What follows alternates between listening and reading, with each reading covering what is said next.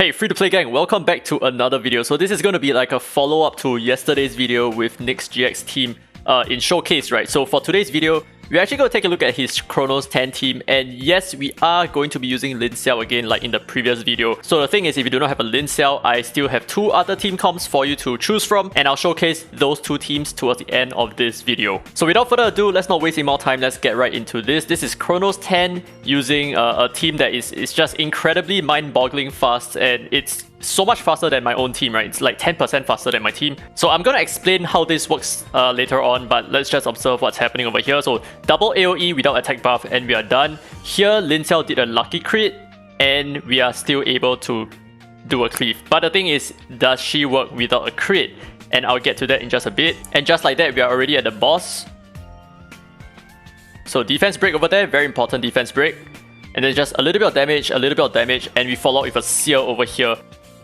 And that's where Chalmers lands his third skill, and that's it, right? Done, just like that. So this team took 26 seconds. 26! This is incredible. Okay, but let's try to understand what's happening over here in a little bit greater detail so that it's easier for you guys to plan out your team if you want to, you know, copy this, right? So let's take a look at the first wave, which is just simply double AoE, and unfortunately for this case, you will need Lin Xiao over here because of the defense break. The defense break is going to allow Liling to deal just enough damage to clear the first wave, right?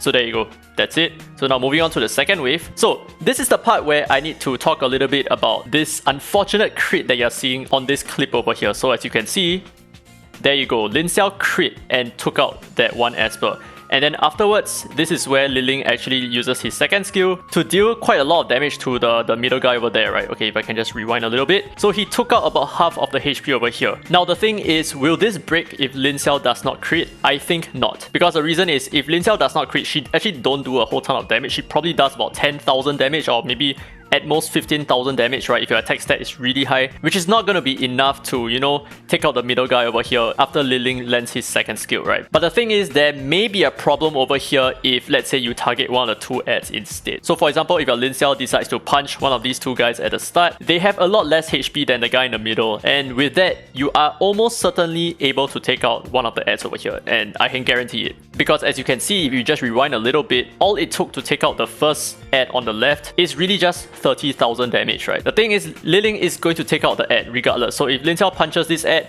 Liling will take out the ad with his second skill. And this is a very important thing to take note of because Drew, he will only use his third skill when his AI thinks that, okay, the target has very little HP, which is the same reason why over here Drew decides to use his third skill, because the guy in the middle has like less than half HP, and that's what's triggering Drew to use his third skill. Drew is not smart enough to understand that, oh, I should just use my third skill whenever I can. That's not how his AI works. So unfortunately, I do feel like this may not necessarily work all the time. It depends on who you're targeting, that's number one, because you cannot set your team to target the guy in the middle. Unfortunately, that's the case. So I know I'm repeating this a lot of times, but if your Liling decides to go for one of the ads on either side, that's it. I think it will not work so efficiently. But this is still pretty interesting to see. So what's important over here is that your Lin Xiao here, she landed a defense break at the start, which is going to give us a little bit more extra DPS, and that's also super important. You need to have both a defense break and a seer debuff on Kronos in order for Chalmers to deal upwards of 140,000 damage, which is what you need to chop off the remaining half of his HP bar over here. So let's take a look at this again.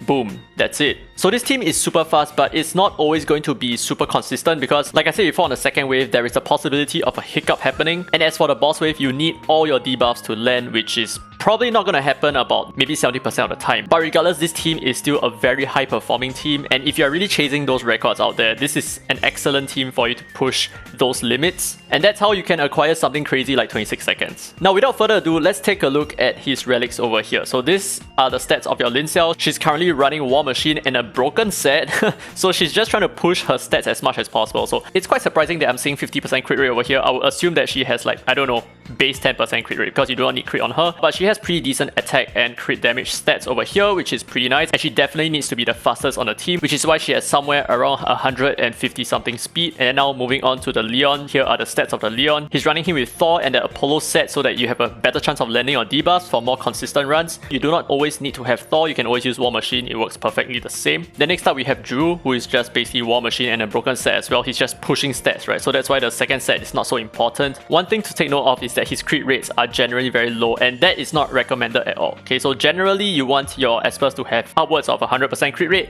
so that your runs can be very efficient, very safe, very consistent. Next up we have his Liling over here, who is running War Machine and Fiery, which is pretty nice. So here are the stats, very typical DPS build. But like I said before, you can definitely work on your crit rate. I think that has to go up for more consistency. Finally, we have Charmers as well. So here are his stats. So these are the relics of his current K10 team, and as for yesterday's video, I have the relics for his A10 team as well. So here are the stats. This is his Brynn, who is running Windwalker, so that she has a lot more speed and it's easier for you to get those speed without having to invest into speed subs. And next we have the Lin Xiao here, which is basically the same as previously, and here is his Tang Xuan. And there's something that I need to clarify about the previous video, right? So I said that, you know, Liling could perform better in Tang Xuan, but that is not necessarily always the case, because as you might have noticed on the second wave, Tang Xuan actually used his first skill to land AoE damage, which would then allow your Drew to cleave better, because the enemies on the second wave, they are flow type. So Drew has a probability of missing his attacks, and therefore you need Tang Xuan to actually weaken the enemies at the side so that you have a better chance of cleaving. Next we have his Drew. Here are the stats, basically the same as previously as well, and Charmers. So that's about it. So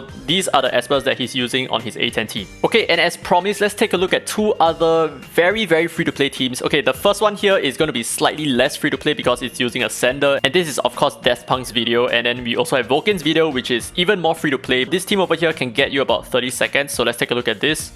So basically attack buff at the start and a little bit of DPS from Sender, and more DPS and more DPS. Okay, so the important thing to take note of over here is that, did you notice that Drew did not actually use his third skill? So that's the AI being rather smart in this case. So what's very important over here is that the Sender kills one target, the Leon kills one target as well, and the Drew kills one target. And now on to the second wave. So she's just going to use a normal attack and a little bit more petty damage and more petty damage as well, and this lowers the target's HP to a drop. And this is why Drew is like, okay, I'm gonna use my third skill, and therefore that's a good cleave, 50,000 damage like that, GG. So now moving on to the boss wave. So let's see, there's an attack buff over here, a little bit of petty damage, a little bit more petty damage with the Seer, so that's very important. Here comes a defense break as well from Drew, and there you go. It's such a shame that he didn't one-shot with Charmers. If he gave his Charmers like, I don't know, maybe like another 5% more attack, that would have been a one-shot over there, and that would have saved him like maybe 1 second, right? So as you can see, this team is super fast. I believe it's about 30 seconds. Let's take a look. Yep, 30 seconds on the dot. Now let's take a look at Volkin's team. So this is the team that is completely free to play. There is a Liling instead of a Sender from the previous team that Deathpunk used, and there's also Charmers, Leon, Drew, and Dahlia over here. So let's take a look at how this works. This should be pretty straightforward. You should be able to understand how this works entirely, right? So first single kill, another single kill, and another single kill.